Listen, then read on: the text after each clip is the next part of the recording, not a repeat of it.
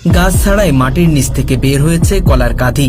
শুনতে অবিশ্বাস্য মনে হলেও বাস্তবে এমনটাই ঘটেছে টাঙ্গাইলের ধনবাড়িতে।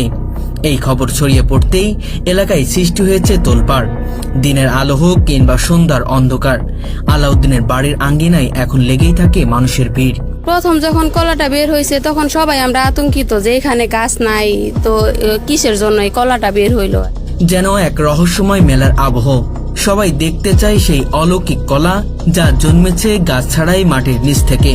এলাকাবাসী আমরা যা দেখতেছি প্রায় 20-25 দিনের ঘটনা এটা। তো আমাদের মনের একটা ধারণা যে এই বাড়িতে এমন এমন কিছু পরেশগার লোক ছিল, তারা এই দেশে বহুত তাজ্জব জিনিস তারা দেখাইছে।